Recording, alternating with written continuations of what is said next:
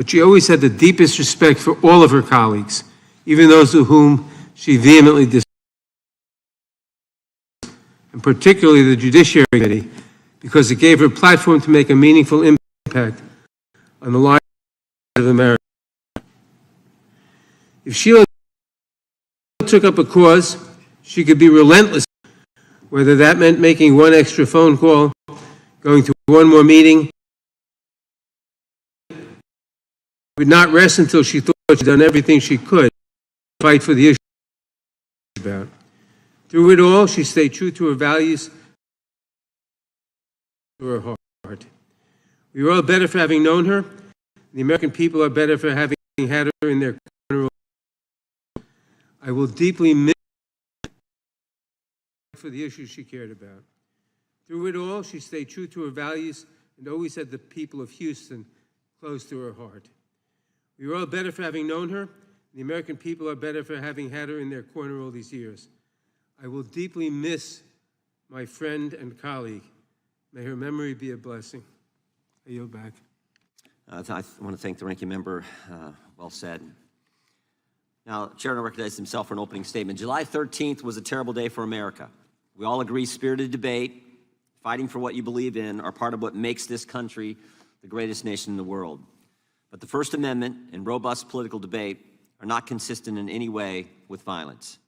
What happened in Butler, Pennsylvania was a tragedy that took the life of a good man, Corey Compertor, leaving a wife without a husband and 2 daughters without a father. Others were injured, and of course, former President Trump, by the grace of God, survived the assassination attempt. There are a lot of unanswered questions about the security failures that day, questions about decisions made before the rally, questions about actions during the rally, and questions about statements made after the event concluded. Prior to the rally, why was the president's security detail denied requests for extra resources? Why weren't all the buildings secured? There were a finite number of buildings that needed to be secured. Why wasn't that done? Why was the president allowed to walk out on the stage when there was a suspicious person on the property? During the rally, what exactly happened between 6:09 and 6:14, those critical 5 minutes? We know from briefings from the director and the deputy director at the FBI and other information we've gathered that at 6:09, the shooter was identified on the roof. At 6:10, the counter-sniper was notified. Counter-sniper teams were notified about the shooter. 6:11, the shooter fired several shots, injuring and killing one person, injuring others. At 6:12, the counter-sniper took down the shooter, and at 6:14, President Trump was escorted off the stage by Secret Service agents. We need to know what happened play by play, moment by moment, second by second, the communications that took place, again, during that critical 5 minutes. And then finally, after the rally, why did both the Secret Service and Secretary of Homeland Security, Mayorkas, lie to the American people? July 14th, the day after the attack, Secret Service spokesman Anthony Guglielmi said this, quote, "The assertion that a member of the former president's security team requested additional security resources that the U.S. Secret Service or the Department of Homeland Security rebuffed is absolutely false." The next day, Secretary Mayorkas said, "That is an unequivocally false assertion. We had not received any requests for additional security measures that were rebuffed." But 5 days later, top officials repeatedly rejected requests from Donald Trump's security detail for more personnel. And on the 21st of July, the New York Times, confirming what the Washington Post reported, said, quote, "Mr. Guglielmi acknowledged that the Secret Service had turned down requests for additional federal security assets for Mr. Trump's detail." 180-degree change. Why did they initially lie to us in the days after the attack in Pennsylvania? Finally, we hope to learn more today from Director Wray about the shooter, his use of the drone, the explosives that were in his car, how he got on the roof, and a host of other questions. It is our hope that Director Wray's testimony can begin to give answers to the American people about all of these questions and concerns. So, Director, we appreciate you being here, and we trust that you're going to be as transparent with the committee and the country as you possibly can. And I'm sure you understand that a significant portion of the country has a healthy skepticism regarding the FBI's ability to conduct a fair, honest, open, and transparent investigation. And that skepticism is based on what they've witnessed over the past several years. The American people have seen a Biden-Harris Justice Department that can't tell us who planted the pipe bombs on January 6th, that can't tell us who leaked the Dobbs opinion, and that can't tell us who put cocaine at the White House. A Biden-Harris Justice Department who raided President Trump's home, a Biden-Harris Justice Department who worked with social media companies to censor Americans, a Biden-Harris Justice Department who let the country believe that the Hunter Biden laptop was misinformation when they knew at the time it was authentic, and maybe most importantly, a Biden-Harris Justice Department who retaliated against whistleblowers who came to this committee and spoke to us about these issues. Last week, we sent you 12 questions about what occurred on July 13th. We expect you to answer those questions and the others that I've just outlined. And again, we thank you for being here today and appreciate your willingness to answer the questions that the committee is going to have. And with that, I would yield to the ranking member for an opening statement. Thank you, Mr. Chairman. Mr. Chairman, 2 weeks ago, our country witnessed a shocking assassination attempt on a presidential candidate. Now, I disagree with Donald Trump in almost every policy area imaginable. I am frequently shocked and outraged at the plans he has for our country and the words that come out of his mouth. And I have dedicated much of the last 8 years to fighting his agenda. But regardless of my strong feelings about Donald Trump's behavior, I unequivocally and unabashedly condemn with every fiber of my being the attempt against his life. This was not just an attack on a man, but an attack on our democracy. Political violence erodes the very foundations of our nation. The concepts of freedom of speech, of peaceful transitions of power, of a democratic government at its core, these cannot exist if political violence is allowed to fester and to go unchecked. And if you think that this one assassin's bullet was a bolt out of the blue and not part of a wave of violence that has threatened this nation for years, then you have missed the point of what my Democratic colleagues and I have been imploring you to hear for some time. Election workers, many of them working for free, face near constant threats of violence. In one recent instance, an Indiana man pleaded guilty to threatening to kill an election worker who said that there were no irregularities in a recent election. That man said, quote, 10 million plus patriots will surround you when you least expect it and will, expletive, kill you, close quote. That is political violence. In another instance, Speaker Emerita Nancy Pelosi's husband was bludgeoned over the head with a hammer by an intruder in his home who had been there to capture Ms. Pelosi, interrogate her, and possibly, quote, break her kneecaps because of her liberal views. That is political violence. The death threats surging against Vice President Harris, former President Obama and his wife Michelle, and Governor DeSantis, as well as many others, including videos online of individuals holding guns making assassination threats. That is political violence. The plot to kidnap Governor Gretchen Whitmer and overthrow parts of the state government. That is political violence. The brutal, deadly attack 3 years ago against this very building, with rioters breaking through police barriers to run through these halls chanting, "Kill Nancy," and "Hang Mike Pence," and even hanging a noose outside the building. These rioters battering Capitol Police officers and forcing members of Congress and their staffs to go into hiding, squatted in spaces under desks or in closets. That is political violence.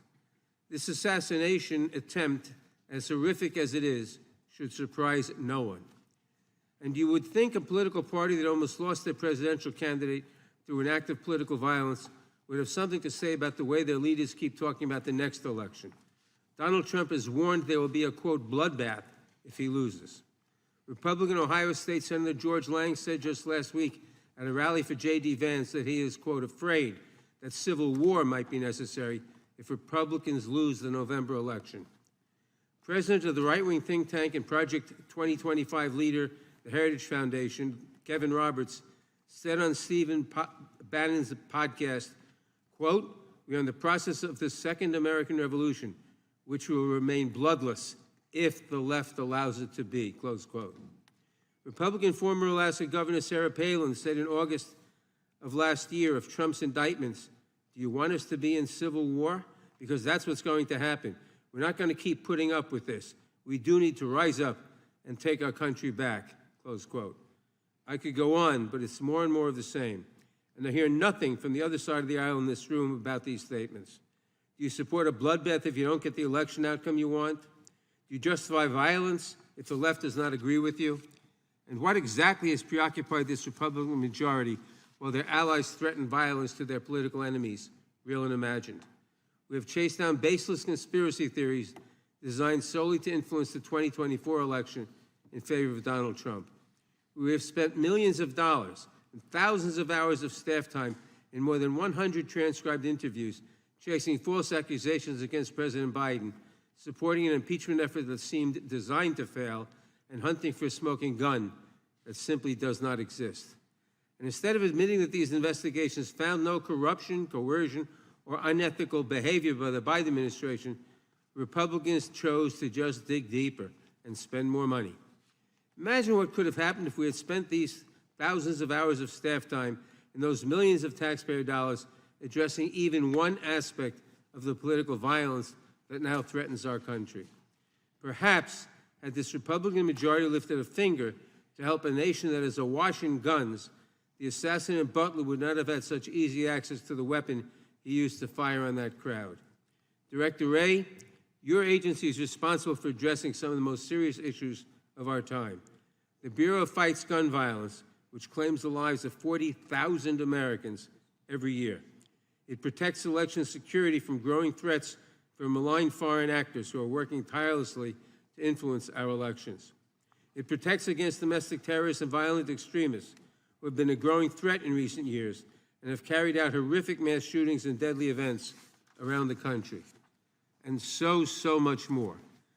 I apologize to you, Director, that instead of supporting you in these missions in the 118th Congress, some of my colleagues have instead hindered your work, maligned your agents, and called to abolish and defund your agency, all for political gain. It is despicable, especially from the party that claims to, quote, back the blue. And I know that you and your many agents and employees have paid the price for these baseless attacks. I know you have faced a barrage of threats, distrust, and vitriol from the public as a result of these wild, politically driven conspiracies. I know it has become even more dangerous and difficult for you to come to work each day.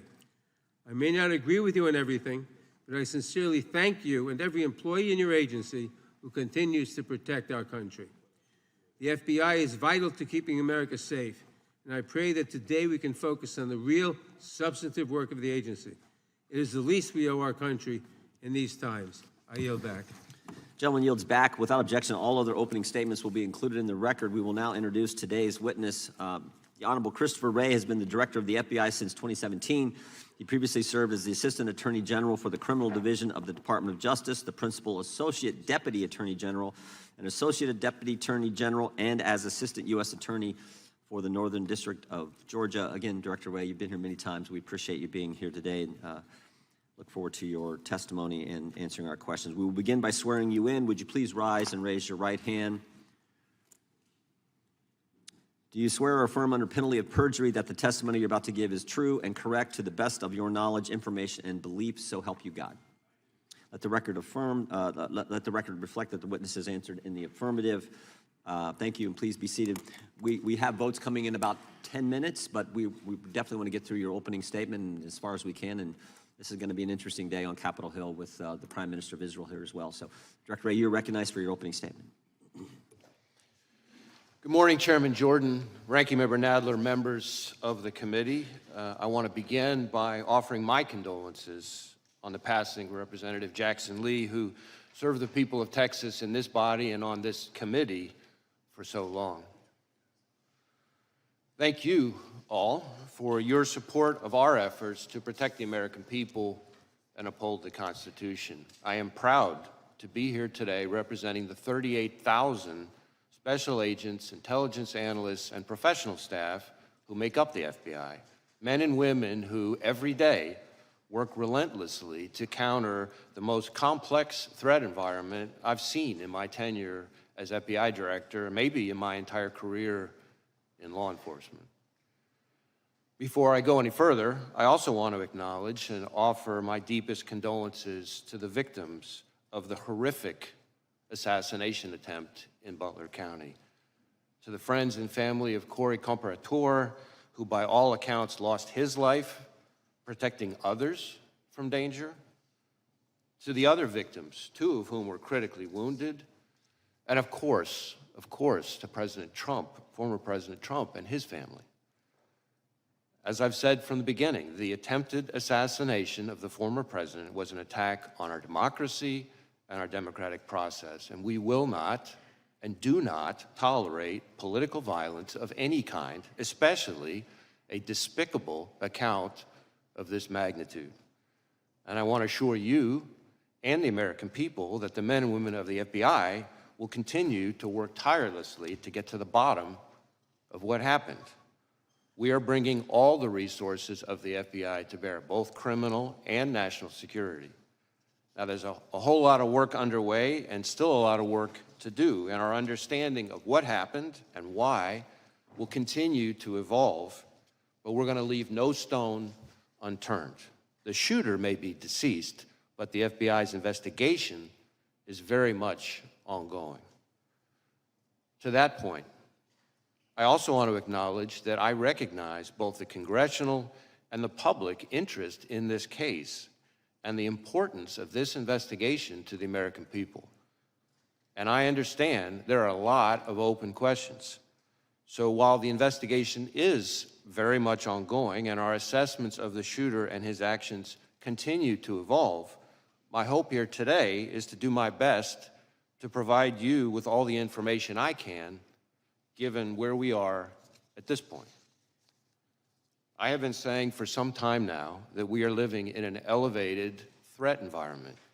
And tragically, the Butler County assassination attempt is another example, a particularly heinous and very public one, of what I've been talking about. But it also reinforces our need at the FBI and our ongoing commitment to stay focused on the threats, on the mission, and on the people we do the work with and the people we do the work for. Every day, all across this country and indeed around the world, the men and women of the FBI are doing just that, working around the clock to counter the threats we face. Just in the last year, for example, in California, the FBI and our partners targeted an organized crime syndicate responsible for trafficking fentanyl, meth, and cocaine all across North America. We charged the Mexican-based suppliers who brought the drugs into the United States, a network of Canada-based truck drivers who delivered the drugs, and the distributors in the United States who spread the poison into our communities. Staying on threats emanating from the border, I have warned for some time now about the threat that foreign terrorists may seek to exploit our southwest border or some other port of entry to advance a plot against Americans. Just last month, for instance, the Bureau and our Joint Terrorism Task Forces worked with ICE in multiple cities across the country as several individuals with suspected international terrorist ties were arrested using ICE's immigration authorities. Leading up to those arrests, hundreds of FBI employees dedicated countless hours to understand the threat and identify additional individuals of concern. Now, the physical security of the border is, of course, not in the FBI's lane, but as the threat has escalated, we're working with our partners in law enforcement and the intelligence community to find and stop foreign terrorists who would harm Americans and our interests. As concerning as the known or suspected terrorists encountered at the border are, perhaps even more concerning are those we do not yet know about because they provided fake documents or because we didn't have information connecting them to terrorism at the time they arrived in the United States. Staying ahead of today's threats demands that we work together. And for the FBI, that means doubling down on our partnerships, especially with state and local law enforcement. Whether it's working through our hundreds of joint terrorism task forces, to build out source networks to identify those who slip through the cracks, or targeting the worst of the worst responsible for the violence that still plagues far too many communities through our Safe Streets task forces, or taking the fight to the cartels responsible for trafficking the dangerous drugs like fentanyl, pouring into our country and claiming countless American lives. Staying ahead of the threat also means continuing to disrupt the cyber criminals ravaging businesses, large and small, and confronting nation states like China, targeting our innovation and our critical infrastructure. At the Bureau, we're proud to work side by side with our brothers and sisters in federal, state, and local law enforcement, our partners in the intelligence community, and others around the world to fulfill our commitment to keep Americans safe. Now, on Friday, the FBI will celebrate its 116th anniversary. 116 years of protecting the American people and upholding the Constitution. 116 years of working with our partners to safeguard the communities we serve. 116 years of innovating to stay ahead of the complex, evolving, and very real threats out there. I am proud of the legacy the men and women of the FBI have built and all they have accomplished for the American people. So, if I may, as we approach this week's anniversary, I would just like to say to all those who are part of the FBI family, from our current employees to our formers and to our partners across law enforcement and the intelligence community, thank you. Thank you for dedicating your lives to this country and to its people. It is both humbling and an honor to serve alongside you, and I look forward to the work we're going to continue to do together. And with that, thank you again for having me, and I look forward to our discussion. Thank you, Director Wray. Excuse me. We'll now proceed under the 5-minute rule. The gentleman from North Carolina is recognized for 5 minutes. Thank you, Mr. Chairman. Director Wray, I'm way down here. I appreciate the chairman giving me this because I've got to leave. But let me ask this question. Why doesn't the FBI disclose to the American people all of the investigative detail and evidence that you are gathering as it is gathered? Well, we have tried to be transparent with both Congress and the American people as we're going along in the investigation, frankly, unusually so for an ongoing investigation, given the sheer nature of it. We have provided a lot of information. I expect to continue to provide information. I expect to be able to provide some additional information here today in response to your questions and your colleagues. But part of the issue is that, as like in any investigation, as we proceed, facts evolve. Our understanding of what somebody said turns out to have more context that we didn't have before. We have additional leads out there. So part of our goal is not just to respect the ongoing investigation process, but also to make sure that we don't prematurely provide information that then 2 days later turns out to be different than what we told people, because that's very much, kind of a natural part of any investigation. So, did Crooks fire 8 shots? We have recovered 8 cartridges on the roof. Why was Crooks allowed to get off 8 shots? Well, that, I think, is something we're still digging into. Again, maybe this is a good place for me to make clear the different investigations that are going on. So, because certainly I understand. Well, and given that I've only got 3 minutes left, okay, and I know other members, I'm really interested because I appreciate your invitation. You said you're prepared to disclose things as questions are asked. So I don't want to waste time. I just want to get to the questions that might, and as many members as can, ask questions that you'll answer. I actually think I'd be glad for you to go on soliloquy, frankly, and tell us what you know. I think the American people want to know. Why was President Trump not kept off the stage? We don't know the answer to that, but I want to be clear, and this is important because I think it goes to questions that I can and cannot answer. Our investigation, the FBI's mandate, is focused on the shooter and all things related to his attack. Now, obviously, I understand very much the intense interest and focus on the Secret Service's performance, actions, decision-making, et cetera. There are 2 separate after-action reviews, the DHS Inspector General and the outside independent panel that's been convened that are focused on that. Now, our investigation will obviously overlap with that. Here's the problem. We're out 13 days, and you say we've been disclosing. You know, we had the director, or the colonel from the Pennsylvania State Police in front of Homeland yesterday. He was quite candid.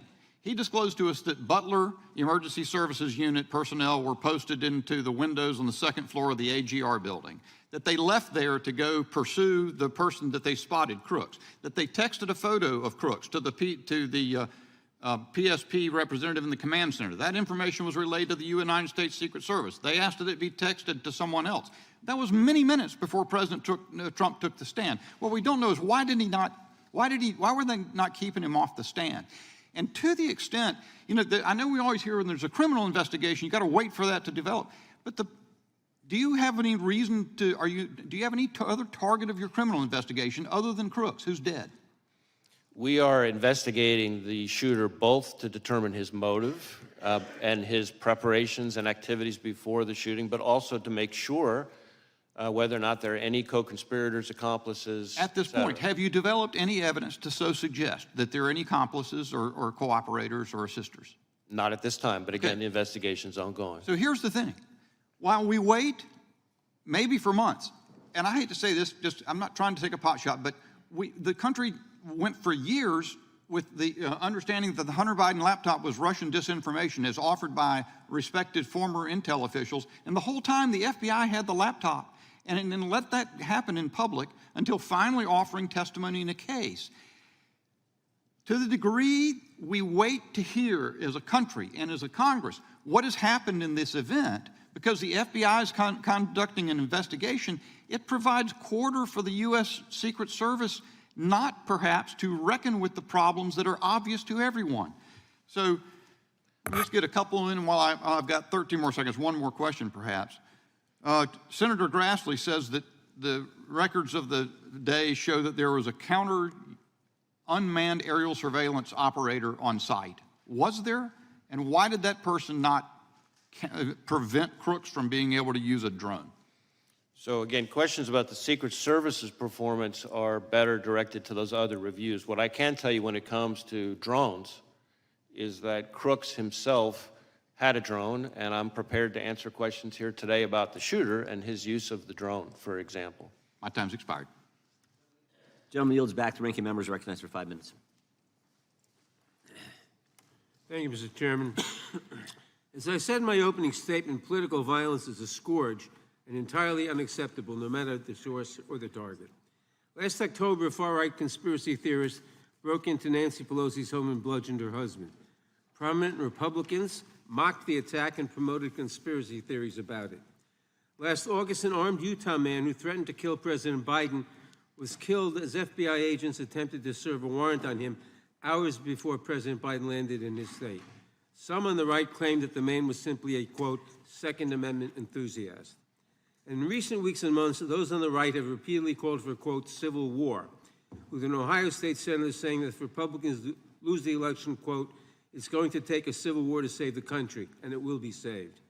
The president of the Heritage Foundation likewise said that, quote, we are in the process of the Second American Revolution, which will remain bloodless if the left allows it to be, close quote. Director Wray, it's obviously important that we respect First Amendment protections, but there is clearly a point at which some violent rhetoric crosses over into threats of violence or leads to actual violence. Could you describe how the FBI looks at this relationship between rhetoric and action and what you are seeing around the country? So I appreciate the question, and this is an issue that I've been talking about for some time. In our view, there is a right way and a wrong way under the First Amendment to express your views, no matter how passionate or even angry you are. And violence and threats of violence is not the right way. And we don't care what you're upset about or who you're upset with. When, from the FBI's perspective, when it turns to violence and threats of violence, that's when we have to draw the line. That's when we get engaged.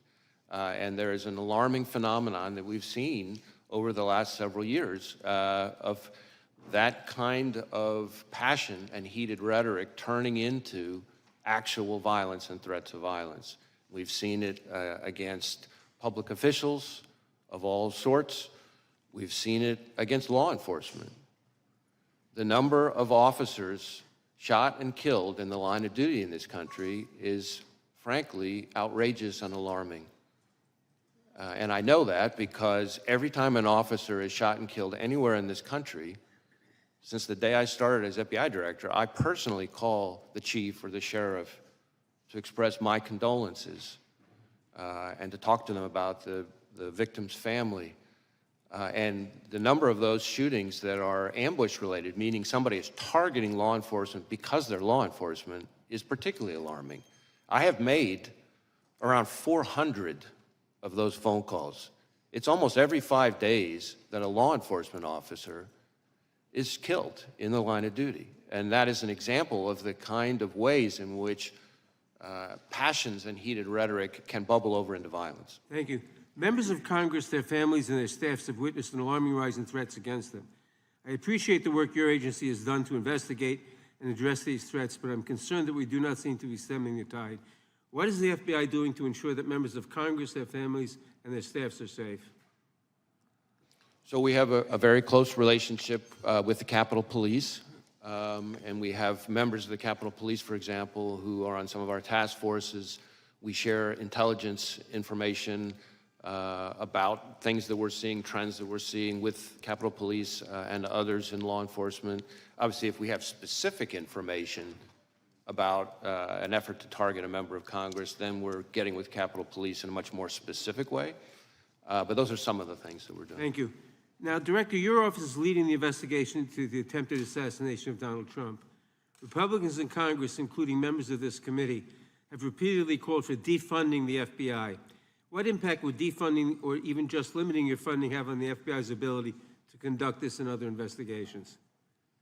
So I understand that there are heated views, opinions about us, just like there are about every institution in today's America, but cutting our funding is incredibly short-sighted, and the people it really hurts are state and local law enforcement and the American people we're all sworn to protect. Thank you. During my remaining time, I want to turn to a different matter.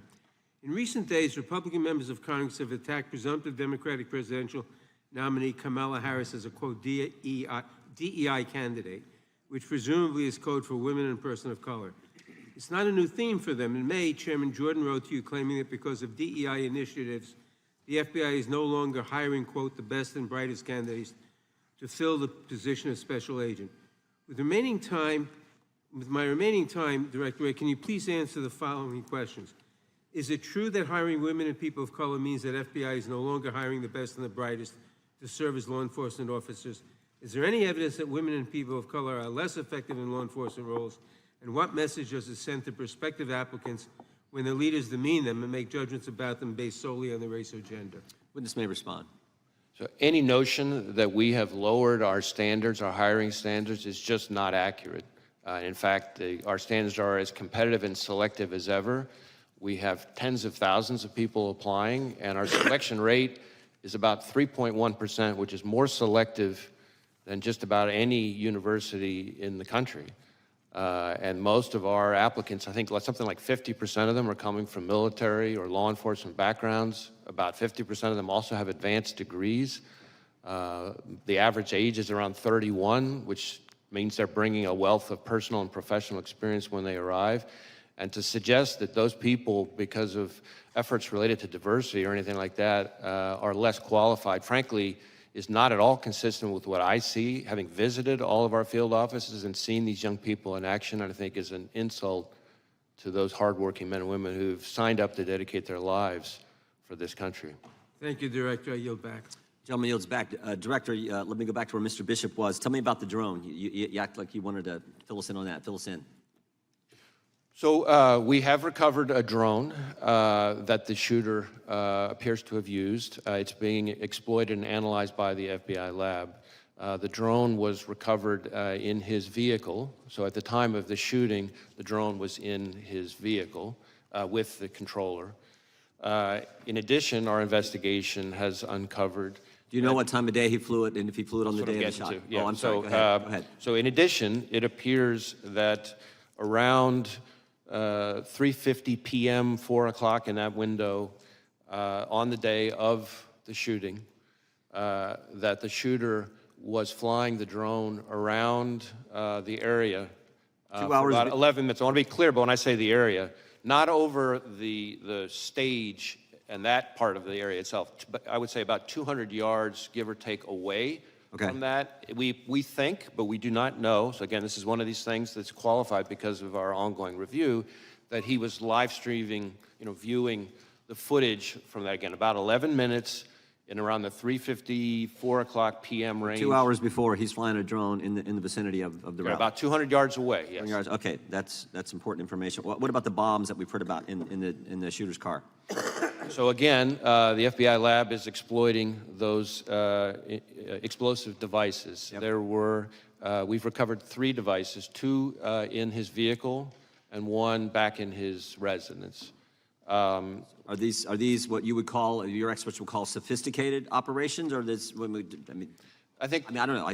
That's what I've been told by people who have some understanding of this area. Yeah, I think it's, we've seen more sophisticated and less. I would say these are relatively, again, keyword relatively crude devices themselves, but they did have the ability to be detonated remotely. And so to that point, in addition to the 2 devices that we recovered out of his vehicle, there were receivers for those 2 explosive devices with the devices. And then on the shooter himself, when he was killed by law enforcement, he had a transmitter with him. Now, I do want to add one important point here, is at the moment, it looks to us, again, ongoing review, and I can't say that too many times, at a moment, it looks like because of the on-off position on the receivers, that if he had tried to detonate those devices from the roof, it would not have worked. Okay. But that doesn't mean the explosives weren't dangerous. And I'm sure we're going to get into all these subjects a little bit later as well. Tell us what you can about the encrypted platforms we've heard about. So one of the things that we're drilling into hard with the shooter in an effort to try to learn more about his state of mind, his motive, his ideology, his context, everything else, is to look at all of his devices, any social media accounts he had, et cetera. And one of the things we've learned in finally getting into his phone, which was also a significant technical challenge from an encryption perspective, but in addition, once we got on the phone, it turned out he was using some encrypted messaging applications. And again, the same question relative to the bombs: was this pretty sophisticated, or is this is the kind of the norm you see with folks like similar situation? How would you describe it? On this subject, I would say this has unfortunately now become very commonplace, and it's a real challenge for not just the FBI but state and local law enforcement all over the country. Tell me exactly the scope of does the scope of your investigation include what I call that critical 5 minutes from when the 6:09, when this is based, I think, on information you've given to Congress, 6:09 when the shooter's identified on the roof, and 6:14 when President Trump is ultimately escorted off, and all that happens, the shots that take place in between there. Do you have access to the communications that were going on at the time in that critical 5 minutes? So our investigation, when you say scope, our investigation includes that time frame, although focused again on the shooter himself and his day. Now, as involved in that, he's obviously involved in that time frame. Correct, and as part of that, as part of our focus, our investigation of the shooter and the attack, of course, we are interviewing law enforcement from the scene because those are some of the most significant witnesses, and we're obviously getting access to their materials and that kind of thing. And the Secret Service has been fully cooperative. You have access to the communications that exist there. That exact question, I don't, as I sit here at the moment, I don't know the exact answer to that question, but I know that Secret Service has been cooperative with us. The Congress would like access to those communications as well. I mean, not just that 5 minutes, although I think that's the critical time frame. There's lots of communications we'd love to have access as well. I see my time is up, and they have called votes on the floor. I think there are about 6 minutes left in votes, so the committee will stand in recess until approximately 10 minutes after votes conclude on the House floor.